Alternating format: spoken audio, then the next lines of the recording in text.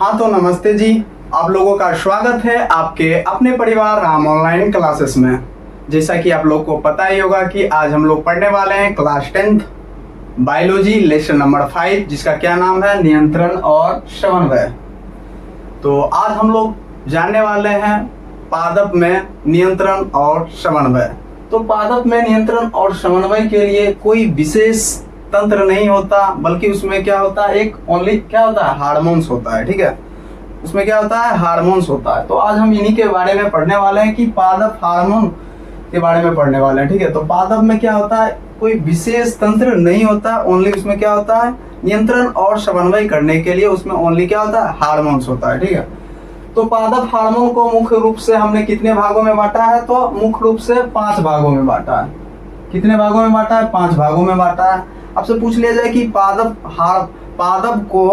पादप में नियंत्रण और समन्वय करने के लिए उसको कितने भागों में बांटा गया है, तो 5 भागों में बांटा गया है। किसको, हार्मोन्स को। ठीक है, तो पहला आप लोगों का हार्मोन है ऑक्सिन हार्मोन, दूसरा क्या है जिबरेलिंस हार्मोन, तीसरा क्या है साइटोकाइनिन, और चौथा है एब्सिसिक अम्ल, और पांचवा की बात करें जिसका क्या नाम है, एथिलीन है। पांचवा का क्या नाम है, एथिलीन है। ठीक है, तो आपसे पूछ ले कि पादप में जो होता है नियंत्रण और समन्वय किसके द्वारा होता है, तो सर सिंपल है, हार्मोन्स के द्वारा होता है। और हार्मोन्स पादप में कितने प्रकार के हार्मोन पाए जाते हैं, तो मुख्य रूप से 5 प्रकार के हार्मोन्स पाए जाते हैं। पहला का क्या नाम है सर, ऑक्सिन हार्मोन, दूसरा का जिबरेलिंस, तीसरा साइटोकाइनिन, चौथा एब्सिसिक, और पांचवें की बात करें जिसका क्या नाम है, एथिलीन है। क्या, एथिलीन है। ठीक है, तो सबसे पहले हम डिस्कस कर देते हैं आपका ऑक्सिन हार्मोन के बारे में। ठीक है, ये ऑक्सिन हार्मोन, तो ऑक्सिन हार्मोन के बारे में हमने क्या लिख रखा है, इसे ग्रोथ हार्मोन कहते हैं। इसे क्या कहते हैं, ग्रोथ हार्मोन। क्या बोलता है, यानी वृद्धि हार्मोन बोल सकते हैं ऑक्सिन हार्मोन को। तो क्यों ना हम दोनों को रिलेट करके पढ़े, ऑक्सिन हार्मोन और जिबरेलिंस दोनों को रिलेट कर देते हैं। ऑक्सिन हार्मोन को ग्रोथ हार्मोन कहा जाता है, और जिबरेलिंस हार्मोन को भी आप बोल सकते हैं, इसे भी ग्रोथ हार्मोन बोल सकते हैं, ये भी एक ग्रोथ हार्मोन है। ठीक है, दोनों को रिलेट करके पढ़ते हैं। दूसरा क्या है आपका ऑक्सिन हार्मोन, ये पौधे के शीर्ष भागों में पाया जाता है। ये दिख रहा होगा आपको पौधा, ये पौधे के किस शीर्ष भागों में, यानी जो सबसे शीर्ष भाग होता है उसमें आपका क्या पाया जाता है, ऑक्सिन हार्मोन पाया जाता है। ठीक है, वहीं बात करें जिबरेलिंस की, तो जिबरेलिंस पौधे के स्तंभ, ये आपको दिख रहा होगा, ये जो मैंने डार्क किया है, ये क्या है, पौधे का क्या है, स्तंभ। तो पौधे के स्तंभ में जिबरेलिंस पाया जाता है। यदि बात किया जाए तो पौधे के शीर्ष भागों में आपका ऑक्सिन हार्मोन पाया जाता है। तो आपसे पूछ लिया जाएगा ऑक्सिन हार्मोन का क्या काम है, सिंपल है सर, पौधे को वृद्धि करना, बोल सकते हैं कि पौधे की लंबाई में वृद्धि करना किसका है, ऑक्सिन हार्मोन का क्या है, कार्य। और यह कहाँ पाया जाता है, तो पौधे के शीर्ष भागों में पाया जाता है। इसे क्या कहा जाता है, ग्रोथ हार्मोन कहा जाता है। यदि हम जिबरेलिंस की बात करें, ये भी एक ग्रोथ हार्मोन है सर, ये पौधे के स्तंभ में पाया जाता है। ठीक है, अब बात करें ऑक्सिन हार्मोन, तो ऑक्सिन हार्मोन में कोशिका विभाजन और कोशिका दीर्घन होता है। सर ये समझ में नहीं है, कोशिका विभाजन और कोशिका दीर्घन क्या है। कोशिका विभाजन आप ऐसे समझ सकते हैं कि कोशिका विभाजन का मतलब होता है कि एक कोशिका जब 2 या 2 से अधिक कोशिकाओं में बंटना ही क्या कहलाता है, कोशिका विभाजन कहलाता है। और दीर्घन मतलब बहुत सारे कोशिका क्या होगा, जिसमें कि एक जैसे कोशिकाओं में एक जैसे कोशिका जब बहुत सारी कोशिकाओं का निर्माण करेगा, डेफिनेटली उसको क्या बोलेंगे, कोशिका दीर्घन बोलेंगे। ठीक है, तो यदि इसमें कोशिका विभाजन होगा, कोशिका दीर्घन होगा, तो डेफिनेटली पौधे की ग्रोथ में ये क्या करेंगे, हेल्प करेंगे। तो ऑक्सिन हार्मोन का और क्या कार्य है, कोशिका विभाजन और कोशिका दीर्घन। पौधे के सबसे शीर्ष भाग को यदि हम बोले कि ऑक्सिन हार्मोन पौधे के शीर्ष भाग में पाया जाता है, तो सिंपल है, यदि हम बोले कि ये शीर्ष भाग, पौधे का जो शीर्ष भाग होता है उसको आप क्या करिए, काट दीजिए। यदि आप उसे काट दीजिएगा तो डेफिनेटली उससे कौन सा हार्मोन नष्ट हो जाएगा, सबको पता है, सिंपल, ऑक्सिन हार्मोन क्या हो जाएगा, नष्ट हो जाएगा। ठीक है, यदि पौधे के शीर्ष भाग को ही काट दिया जाए, मतलब यहाँ से आप इस भाग को क्या करिए, काट दीजिए। तो काट दीजिएगा तो डेफिनेटली आपका ऑक्सिन हार्मोन क्या होगा, नष्ट हो जाएगा। तो पौधे का जो वृद्धि रेट होगा वो भी क्या हो जाएगा, कम जाएगा, ही नहीं होगा ही नहीं। ये पौधे के फूलों और पत्तियों को गिरने से रोकता है।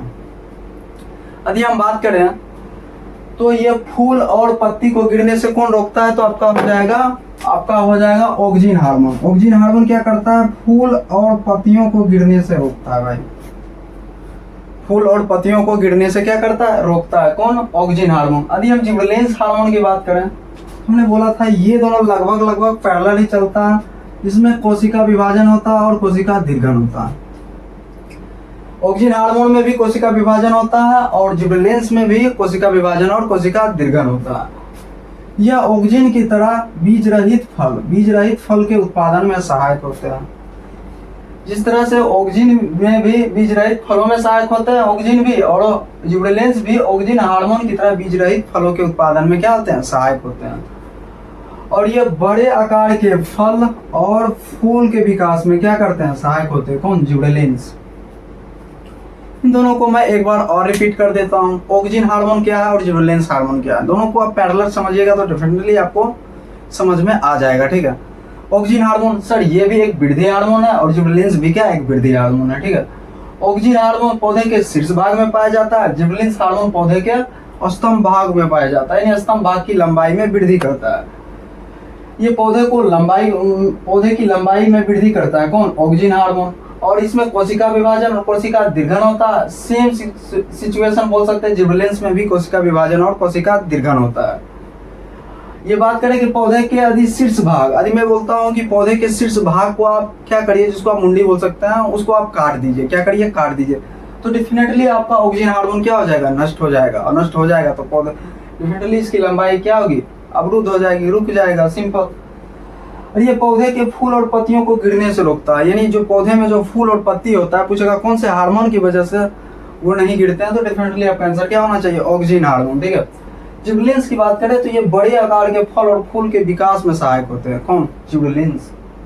मेरे ख्याल से ये दोनों समझ में आ गया होगा। अब तीसरे की बात करें, ऑक्सीजन और जिबरेलिंस के बाद यदि आप समझने की कोशिश करें तो हम इसका विपरीत यदि बात करें तो ये हो जाएगा आपका एब्सेसिक अम्ल। एब्सेसिक अम्ल ये दोनों बेचारा पौधे को वृद्धि करने में मदद कर रहा है, लेकिन ये भाई बोलता है नहीं यार वृद्धि नहीं, इसको रोकना है। तो ये वृद्धि रोधक हार्मोन है। पूछेगा एब्सेसिक अम्ल क्या है, तो ये वृद्धि रोधक हार्मोन है, यानी पौधे को वृद्धि को रोकने में कौन मदद कर देता है, आपका एब्सेसिक अम्ल। यह ऑक्सीजन और जिबरेलिंस हार्मोन का उल्टा कार्य करता है। उल्टा मतलब ऑक्सीजन और जिबरेलिंस पौधे को वृद्धि में सहायक कर रहे थे, और लेकिन एब्सेसिक अम्ल क्या कर रहा है, उसको रोकने में काम कर रहा है। यह कोशिका विभाजन और कोशिका दीर्घन दोनों का क्या करता है, विरोध करता है। ऑक्सीजन और जिबरेलिंस जिसमें कोशिका विभाजन और कोशिका दीर्घन होता था, लेकिन बात करें एब्सेसिक अम्ल तो इसमें कोशिका विभाजन और कोशिका दीर्घन सेम क्या होता है, उल्टा होता है। ठीक है, ये पौधे में पुरानी पत्तियों, फूल तथा पके हुए फल को गिराने में मदद करता है।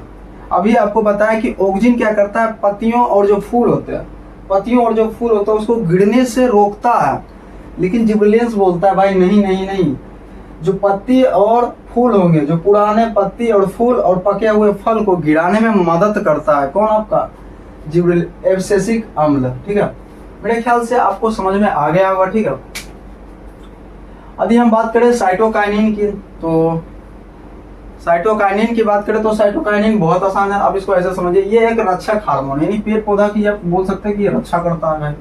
ये तो रक्षक हार्मोन किसको बोलेंगे, साइटोकाइनिन को बोलेंगे। ठीक है, ये जड़नता को रोकता है। सर ये जड़नता क्या है, बोलते हैं कि पेड़ पौधे को बूढ़े होने से बचाने के लिए आप बोल सकते हैं, इसमें कौन सा हार्मोन पाया जाता है, साइटोकाइनिन। जड़नता मतलब पेड़ पौधा बहुत लंबे तक स्वस्थ रहे, यानी बूढ़े जल्दी ना हो, तो इसमें कौन सा हार्मोन पाया जाता है, साइटोकाइनिन। यह क्लोरोफिल को काफी समय तक नष्ट होने नहीं देता है, जिसके कारण पत्तियां अधिक समय तक क्या होती है, हरी और ताजी बनी रहती है। यानी आपको पता है कि पौधे में क्या होते हैं, क्लोरोफिल पाए जाते हैं, और क्लोरोफिल की वजह से पत्तियां क्या होती है, लंबे टाइम तक हरे भरे होते हैं। क्लोरोफिल का रंग यदि आपसे पूछ ले सर हरा होता है, सिंपल। क्लोरोफिल में कौन सा, क्लोरोफिल में क्या पाया जाता है सर, मैग्नीशियम धातु पाया जाता है, हमको पता है सर।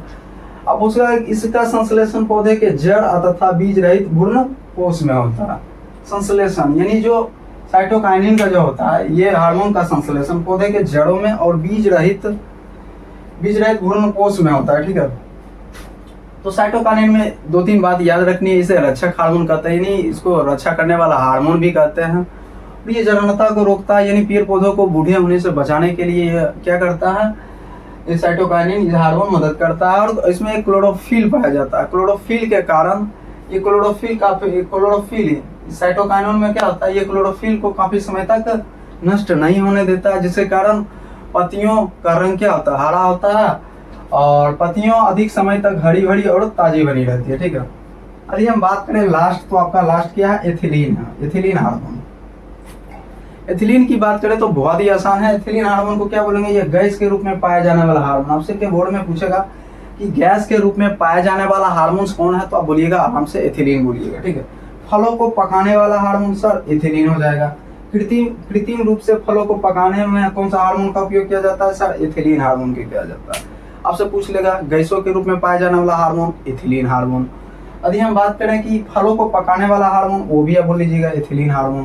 कृत्रिम रूप से फल को पकाने वाला उपयोग एथिलीन हार्मोन का क्या किया जाता है, उपयोग किया जाता है, ठीक है। यदि हम बात करें कि फल को आप कैसे कैसे पकाते थे, यदि हम बात कर ले तो सिंपल है, फल को पकाने के लिए हम लोग भूसे में रख देते थे फल को, या तो फिर हम फल को पकाने के लिए कार्बेट का इस्तेमाल कर लेते थे, या तो फल को और पकाने के लिए हम लोग क्या करते थे, सिंपल है, या किसी बोरे में बांध के रख देते थे, या कहीं खुले में जगह पे रख देते थे, तो भी आम क्या होता था, पक जाता था कुछ दिन के बाद, ठीक है।